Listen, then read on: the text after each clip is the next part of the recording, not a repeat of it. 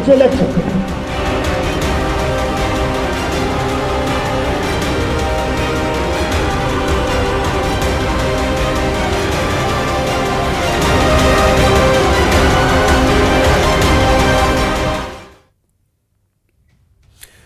जम्मू कश्मीर, जी हां, एक ऐसा राज्य, एक ऐसी रियासत जिसकी पहचान अब यूनियन टेरिटरी की है।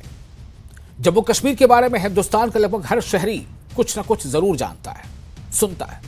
या तो वहां की खूबसूरती के बारे में चर्चा होती है, वहां की जो कुदरती खूबसूरती है, हसीन वादियां हैं, या फिर वहां पर आतंकवाद का जो दंश वो इलाका झेलता रहा है उसकी चर्चा होती है। इससे ज्यादा अगर फिर चर्चा होती है तो वहां के सेब की, वहां के ड्राई फ्रूट्स की, वहां के गर्म शॉल की, तमाम तरह की चीजें हैं। लेकिन इसी जम्मू कश्मीर में सियासत जो है वो भी काफी उथल पुथल होती रही है। जैसे मैंने आपको पहले बताया कि जम्मू कश्मीर की पहचान पहले रियासत के तौर पर थी, लेकिन अब वो यूनियन टेरिटरी है, यानी मरकज के ज़ेर इंतजाम एक रियासत है, एक इलाका है। ये राज्य नहीं है पूरी तरह से जो पहले हुआ करता था। और इसी बात की लड़ाई वहां पर लगभग हर पॉलिटिकल पार्टी लड़ती आई है, या कम से कम कहती रही है। चुनाव के पहले भी, चुनाव के बाद भी कुछ पार्टियां जो है इसको हां में हां मिलाती जरूर हैं, लेकिन उतनी शिद्दत के साथ इसे नहीं उठाती जितनी कि दीगर पार्टियां उठाती हैं।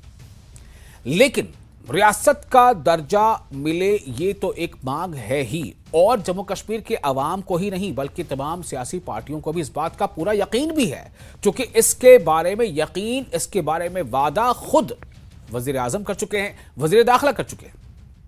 लेकिन फारूक अब्दुल्ला इन दिनों चर्चा में ज्यादा इसलिए है कि वो ये कह रहे हैं कि विशेष राज्य का दर्जा, यानी कि जो विशेष दर्जा है, मखसूस जो दर्जा है, उसके लिए लड़ाई जारी रहेगी। तो ये मखसूस दर्जा क्या है, वो और किस दर्जे की बात कर रहे हैं।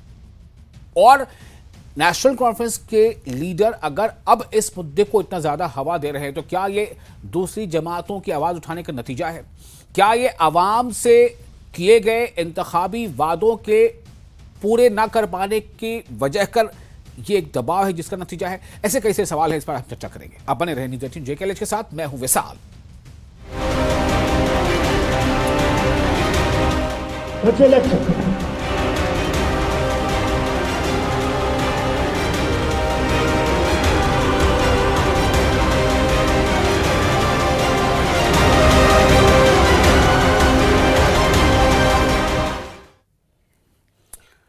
तो खुसूसी दर्जे की जारी रहेगी जंग, ये वो बात, ये वो जुमला जो नेशनल कॉन्फ्रेंस के सीनियर लीडर, नेशनल कॉन्फ्रेंस के सदर डॉक्टर फारूक अब्दुल्ला ने एक बार फिर जोरदार ढंग से इस बात को जो है वो कहा है। या इसकी एक तरह से कह सकते हैं कि अब वो जिस मूड में नजर आ रहा है, ऐसा लग रहा है कि नेशनल कॉन्फ्रेंस वाकई कोई तहरीक न शुरू कर दे। जहां तक बात राज्य के दर्जे की है तो कई पार्टियां उसको लेकर के आवाज उठाती रही हैं।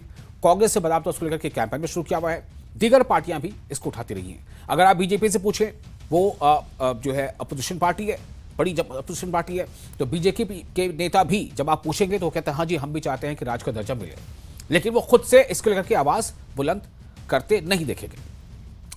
लेकिन अगर फारूक अब्दुल्ला अब ये कह रहे हैं कि खुसूसी दर्जा यानी स्पेशल राइट्स, वो क्या है? ये सिर्फ रियासत के दर्जे की ही बात है या उससे अलग? इसके बारे में थोड़ा सा और जानने के लिए कोशिश करेंगे। हमारे साथ कई खास मेहमान हैं, पहले उनका तारुफ करा दें। हमारे साथ इस मुबाहिसे में शामिल होने के लिए जुड़ चुके हैं एडवोकेट मुजफ्फर इकबाल खां, जो इंडिपेंडेंट MLA हैं, और हमारे साथ है जावेद हसन बेग, नेशनल कॉन्फ्रेंस के MLA हैं बारामूला से। हमारे साथ एडवोकेट RS पठानिया भी जुड़ चुके हैं, बीजेपी के MLA है, तर्जुमान है। और हमारे साथ है Sheikh Nasir, additional general secretary JKPDP, यानी जम्मू कश्मीर PDP। आप तमाम लोगों का बहुत बहुत इस्तकबाल है। सबसे पहले मैं जावेद बेग साहब आपके पास आना चाहूंगा ये समझने के लिए कि आप हमारे नाजरीन को, हमारे दर्शकों को ये बताएं कि डॉक्टर फारूक अब्दुल्ला साहब कुछ गुस्से में नजर आ रहे हैं, ये गुस्सा क्यों है?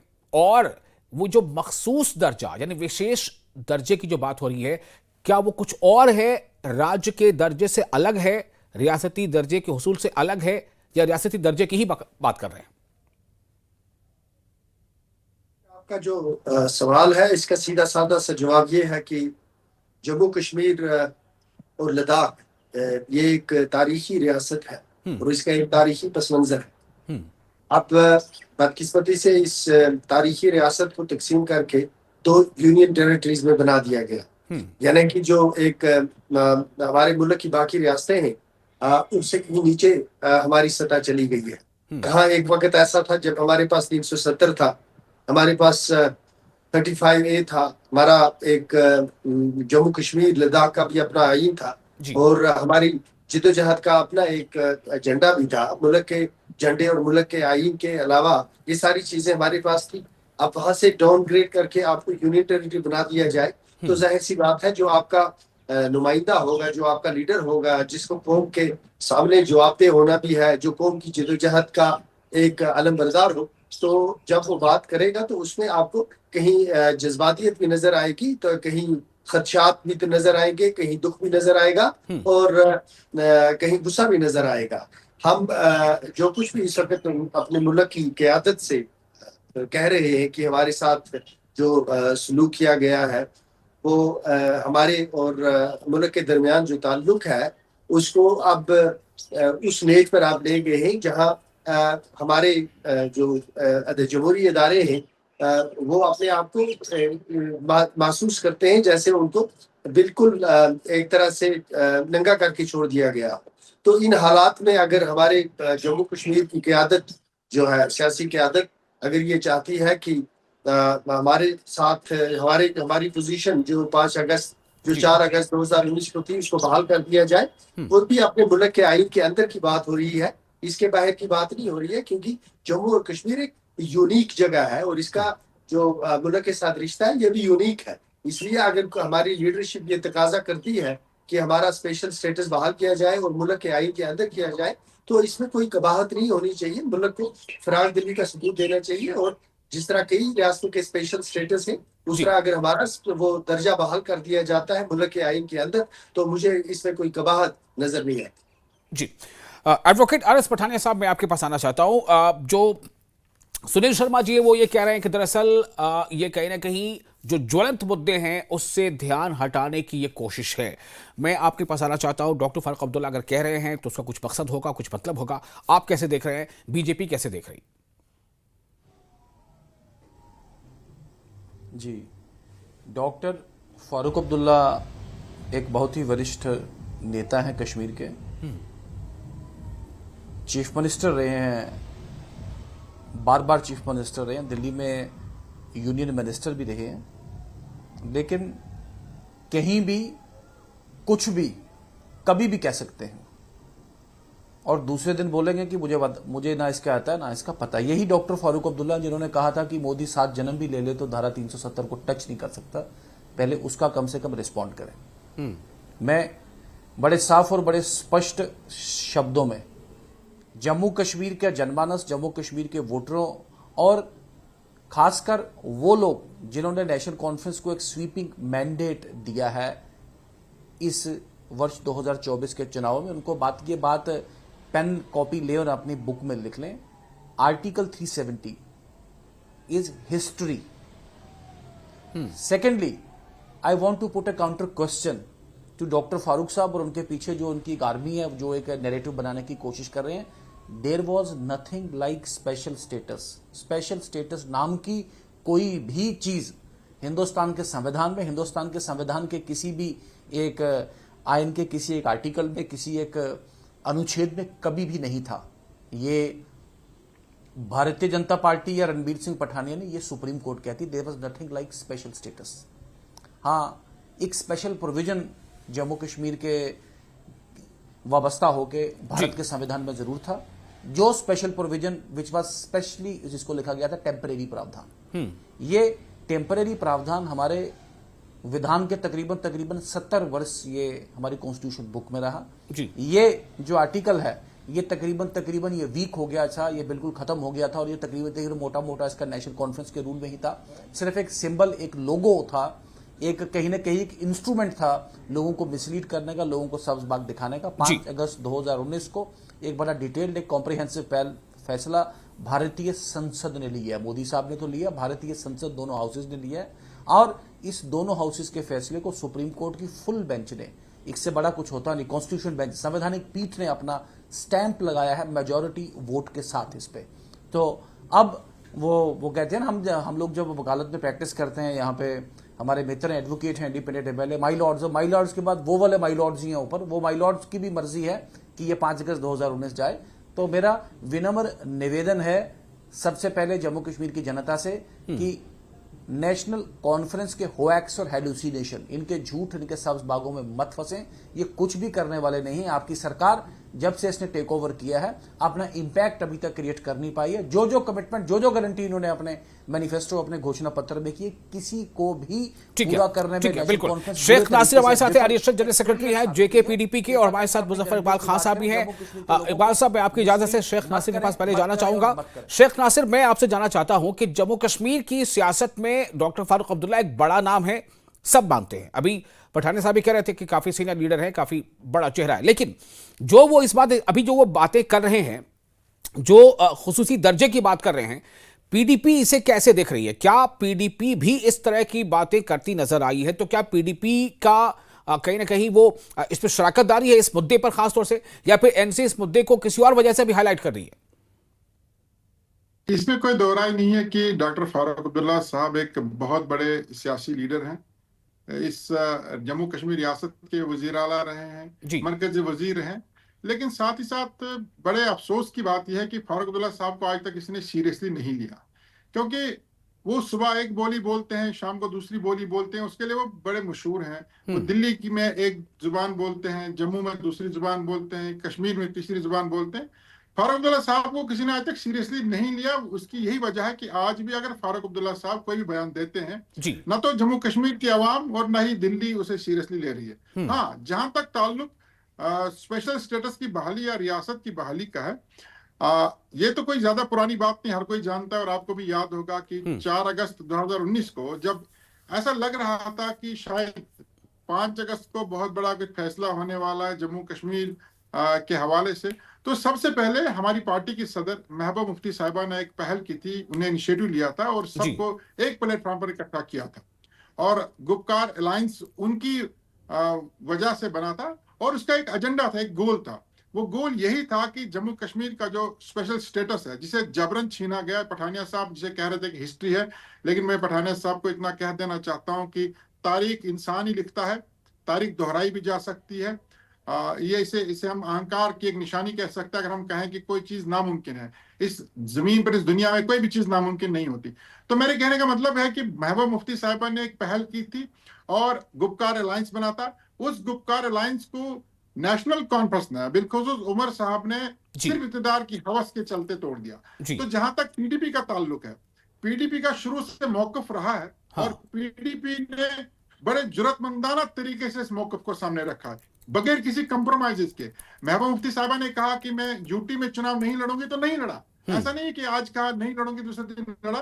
पीडीपी का शुरू से मौकफ रहा है कि जम्मू कश्मीर के साथ जो भी जबरन एक फैसला लिया गया, जो हमारा जो खुसूसी दर्जा जो छीना गया, उसे बहाल किया जाए।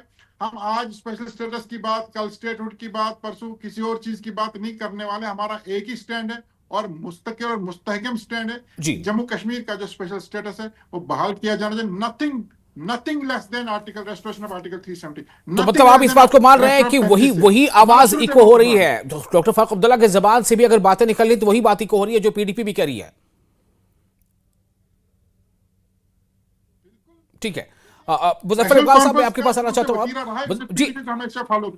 जी ठीक है, मुजफ्फर इकबाल साहब मैं आपके पास आना चाहता हूं।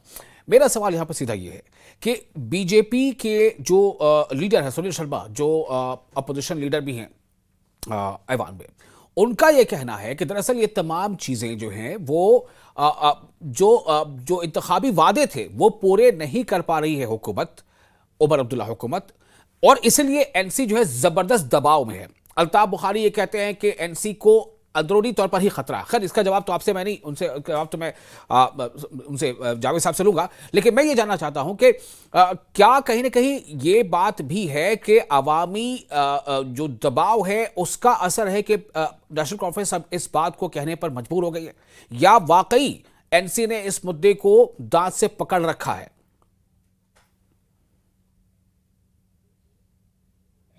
सबको आदाब नमस्कार कहता हूँ जी।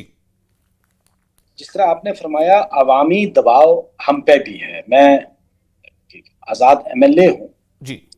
एक बहुत बड़ा दबाव मुझ पे है, जो बिलखुसूस जो यूथ है, नौजवान जो तबका है, वो मुझसे ये पूछ रहा है कि आपने 370 की और स्टेटहुड की जंग कब शुरू करनी है।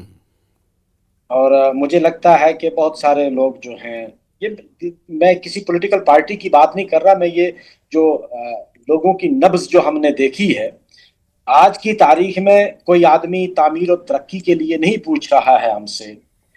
और ये कहना कि सरकार जो है वो अपने वादे पे पूरा नहीं उतर पाई, अपने एजेंडे पे पूरा नहीं उतर पाई, मैनिफेस्टो को इम्प्लीमेंट नहीं कर पाई, तो ये प्री मैच्योर होगा। हाँ, 2 साल के बाद, 2.5 साल के बाद मैं भी कह सकता हूं अगर वो अपने वादों पे पूरा नहीं उतरेंगे। लेकिन अभी गवर्नमेंट को लोगों का कोई ऐसा दबाव तो मुझे नहीं लगा है, ना ही किसी ने मुझे कहा कि आपने जो मैनिफेस्टो में जो चीजें कही हैं वो नहीं पूरी की हैं। क्योंकि लोगों का इस वक्त जो सबसे बड़ा मामला, लोग सबसे पहली डिमांड ये करते हैं कि हमारी रियासत और हमारा स्पेशल स्टेटस। और जब से लद्दाख को वापसी मिली है स्पेशल स्टेटस की, जब से लद्दाख को वो मुराद मिली है कि उनके लिए नौकरियां रिजर्व हो गई, उनकी जमीन को प्रोटेक्शन भी मिल गई, उनकी अपनी जो हिल काउंसिल है उसकी तमाम पावर्स वापस मिल गई, डिस्ट्रिक्ट्स मिल गए। मेरे ख्याल में 4 या 5, मैं आज कहीं सोशल मीडिया पर पढ़ रहा था कि उनके 4 या 5 से न्यू डिस्ट्रिक्ट्स बन रहे हैं। तो जब उनको सब कुछ मिल गया तो उसके बाद एक जाहिर सी बात है, there is an unrest simmering underneath in Jammu and Kashmir as well. चाहे वो जम्मू हो, चाहे वो श्रीनगर हो, ये दबाव हम पे जरूर है। और ये कोई छुपाए या कोई बताए या ना बताए, मैं सच बोलने से कभी नहीं गुरेज करूंगा कि ये लोगों का दबाव हम सब पे है। हम सब को लोग ये कहते हैं कि आप ये तहरीक कब शुरू करोगे, आप सड़कों पर कब निकलोगे, आप गिरफ्तारियां कब दोगे, आप कब दिल्ली जाकर जंतर मंतर पर धरने दोगे, लोग हमसे पूछते हैं। अभी असल में पिछले 1-2 महीने में हमारे यहाँ हालात की कुछ ऐसा हालात बन गए कि पड़ोसी मुल्क ने बेजा हमला करके यहाँ हमारा कोई डिस्टर्ब कर दिया। तो हर आदमी ये सोचता था कि ये इन हालात में अगर हम प्रोटेस्ट स्टार्ट करते हैं तो ये मुल्की मुफाद में नहीं होगा। लिहाजा इस वक्त आया है कि हम लोग इस मुल्क के साथ खड़े रहें और मुल्क का साथ दें। उस वजह से कुछ लोगों ने सब्र किया, लेकिन अब फिर लोग पूछना शुरू हो गए हैं हमको कि भाई आप क्या चीज देख रहे हो। चलिए, अब मैं क्रॉस क्वेश्चनिंग पे आता हूं और मुजफ्फर साहब, मैं आपसे ही इसका पहले जवाब लेना चाहूंगा, क्योंकि आप भी कानून के आदमी हैं। मेरे दोस्त हैं, मेरे साथी ने एक बात कही है कि 370 एक हिस्ट्री हो गई। हाँ, मैं उसी को दोहराना चाह रहा था, वही सवाल लेकर आना चाहता हूं। जी बताएं। हिस्ट्री बहुत बार रिपीट भी होती है और वो दिन दूर नहीं कि ये हिस्ट्री भी रिपीट होगी कि 370 साहब हिस्ट्री रिपीट होगी, ऐसा हो सकता है? बिल्कुल हो सकता है, क्यों नहीं हो सकता है?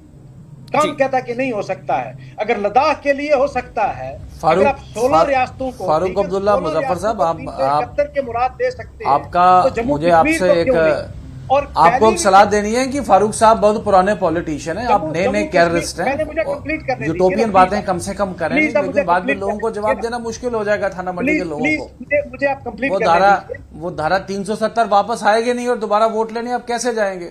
370 अब तो आप नौकरी भी छोड़ चुके हैं और मैंने सुना वकालत भी अब ज्यादा अब आपकी यही लगती है कि कैसे बात बनेगी? Let's be practical. सेंट्रल सरकार, मरकजी सरकार देगी घुटने टेक के, और 370 आज वाला 370 नहीं, 1953 में जो हमको मुराद मिली थी वो हमको वापस मिलेगी। हमें अपना आइन भी वापस मिलेगा, हमारा झंडा भी वापस मिलेगा। Be practical. हम नहीं बैठेंगे, देखें, हम तब तक लड़ाई लड़ेंगे। हम मेरी बात सुन ले, करने पहले मुजफ्फर साहब को बात में इंटरप्ट नहीं करूंगा मेरा जी, मैं कर सकता हूँ बात। ये कहना, मुजफ्फर साहब ने खत्म कर दिया तो मैं रिबट कर पाऊंगा इसको। पहला जम्मू कश्मीर की आवाम की एक पार्टी है जो अपने ही खिलाफ है, जो कहती है कि हमें मुराद नहीं मिलनी चाहिए। लद्दाख में एक बीजेपी का एमएलए था, वो लद्दाखियों के साथ प्रोटेस्ट पे बैठा।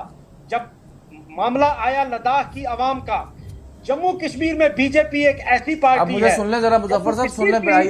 I appreciate your sentiments and sense of urgency. मेरी बात सुन ले जरा एक बार वो रियासत में नहीं चाहते, वो लोगों की नौकरियों का प्रोटेक्शन नहीं चाहते, वो लोगों की जमीन की प्रोटेक्शन भी नहीं चाहते। ये वाहिद पार्टी है जम्मू कश्मीर में बीजेपी। ठीक है। लद्दाख की बीजेपी जो है वो अपने लद्दाख के लिए जंग लड़ा उन्होंने। ठीक है, ठीक है। अब आपकी बात मुझे लगता है पूरी हो गई है। अब जरा आर एस पठानिया साहब को सुन लेते हैं और उसके बाद मैं सीधा फिर जावेद साहब के पास जाऊंगा। जावेद साहब आप भी तैयार हैं? आर एस पठानिया बोले।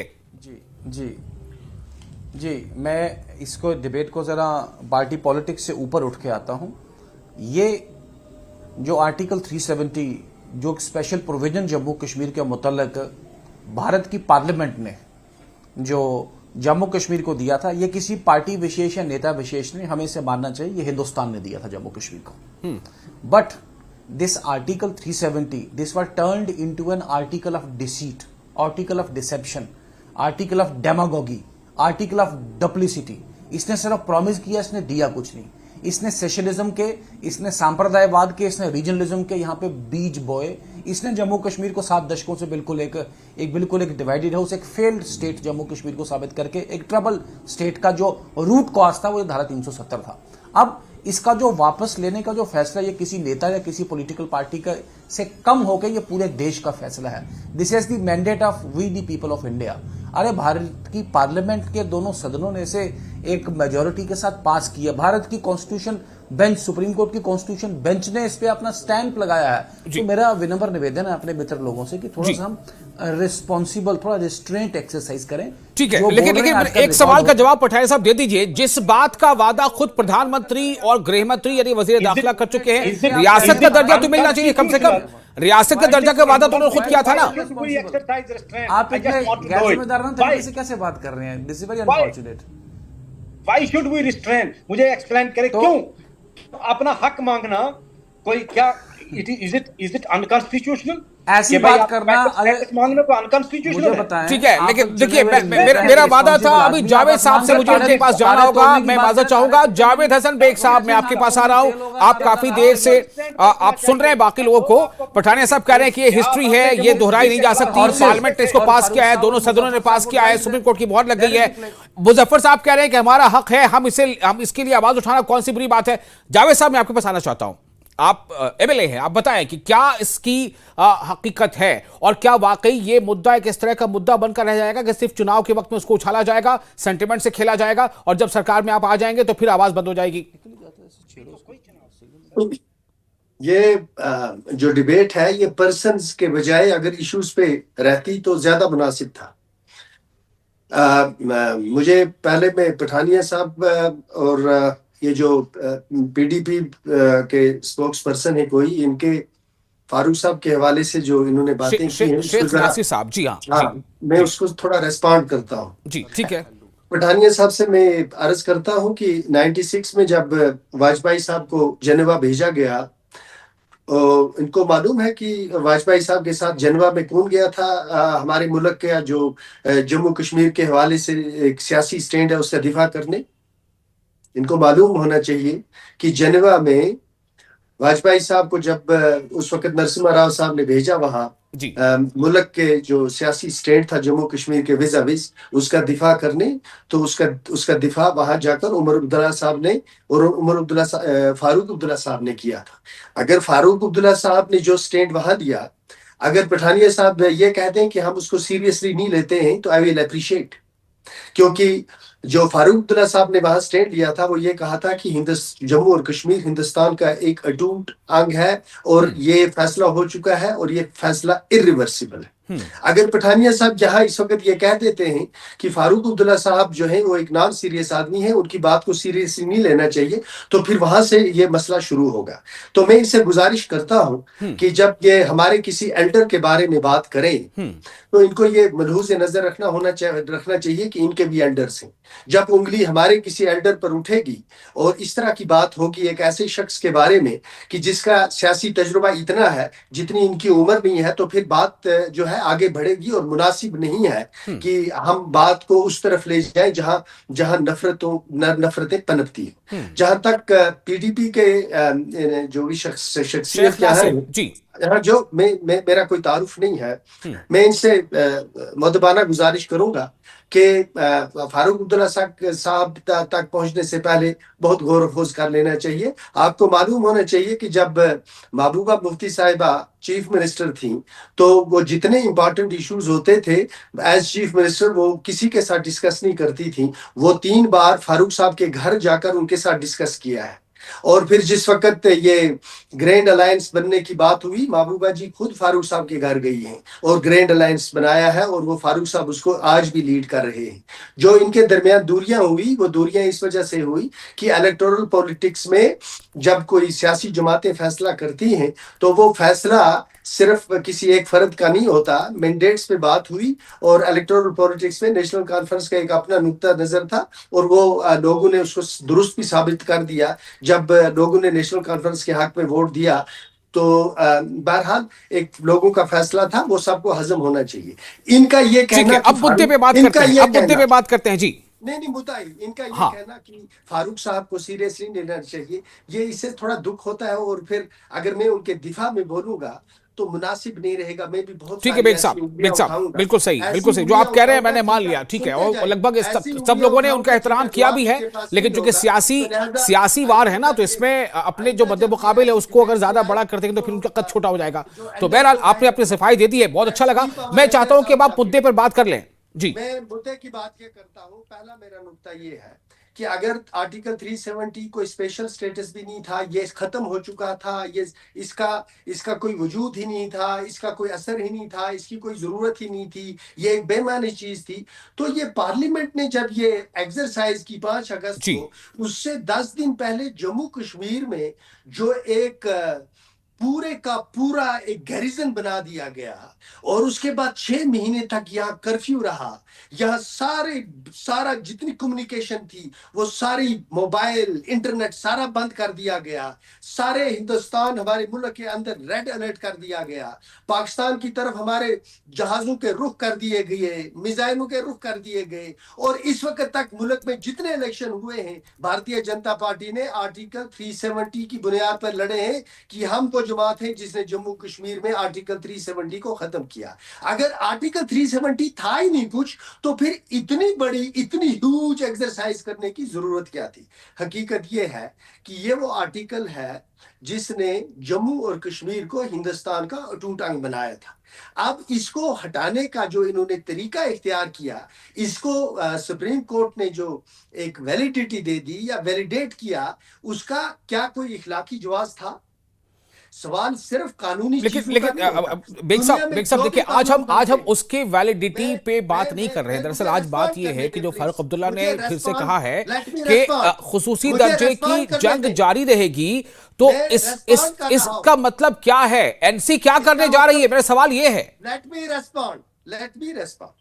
मैं आप के जरिए जम्मू कश्मीर के लोगों तक और मरकज की हुकूमत तक एक यहाँ से पैगाम पहुंचाना चाहता हूं कि ये जब पठानिया साहब कह रहे थे अभी कि आर्टिकल 370 हिंदुस्तान का आर्टिकल था, तो जनाब पठानिया साहब, जम्मू कश्मीर भी हिंदुस्तान है, लिहाजा आप अपने अल्फाज वापस ले लें और माजरत करें इस बात पर कि आप ये कहते हैं आर्टिकल 370 हिंदुस्तान का आर्टिकल था, उन्होंने वापस लिया।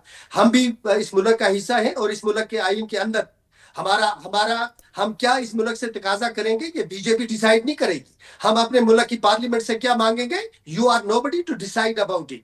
हम इसके हवाले से 3 जजमेंट्स पहले आ गई हैं। एक S N Dar versus union of India. ठीक है, देखिए बेग साहब, हमारे पास वक्त कम है, प्लीज ऐसे कंक्लूड करें।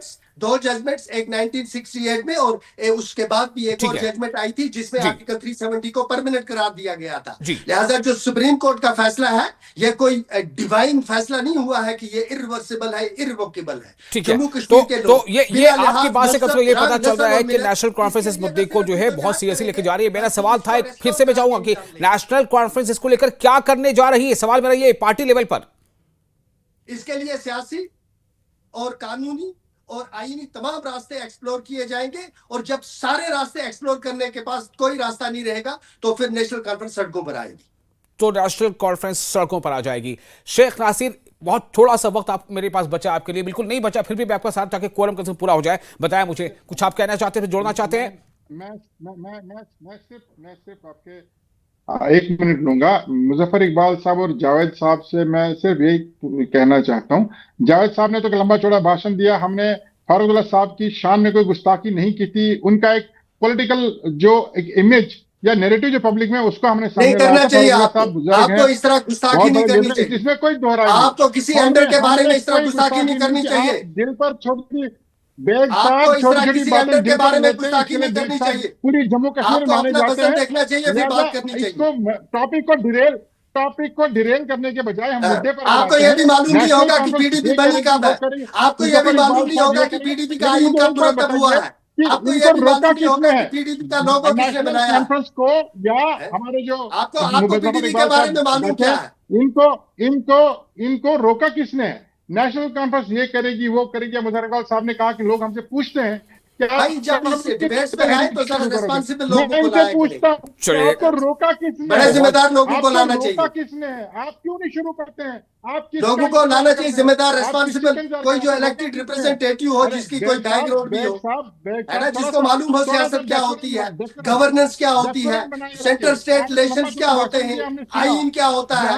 ऐसे लोगों को लाया करें, ऐसे लोगों को मत लाया करें जिनको पीडीपी में अब हफ्ता नहीं हुआ है, वो पीडीपी उसी जमात में हो, जिस जमात से पढ़कर निकले उसी जमात में आज भी खड़ा है। मालूम नहीं है कि महबूबा जी और फारूक साहब के दरमियान कितने अच्छे ताल्लुक। चलिए, मेरा आप तमाम लोगों से बहुत ही मुअद्दबाना गुजारिश है मेरी ये कि जम्मू कश्मीर के हक में बात हो रही थी, जम्मू कश्मीर के हक में बात हो और जम्मू कश्मीर के अवाम के हक में बात हो। नेशनल कॉन्फ्रेंस के सदर ने जो बात कही है, मुझे लगता है कि इसका असर अभी दूरगामी होगा। बीजेपी ने भी सीधे तौर पर इसका जवाब दिया है अपने अंदाज में। उसका कहना है कि दरअसल नेशनल कॉन्फ्रेंस जो है मुद्दे से भटकाना चाहती है अवाम को। कई तरह के तर्क हैं, वितर्क हैं, आपने अभी सुना। और वक्त हमें अब इजाजत नहीं दे रहा, लेकिन तमाम मेहमानों का दिल से बहुत शुक्रिया, आपने अपना कीमती वक्त दिया। और हम फिर किसी मौजू पर इसके साथ इसी तरह से गुफ्तगू करेंगे। फिलहाल हमें दे इजाजत, आप बने रहे निदेश जे के के साथ।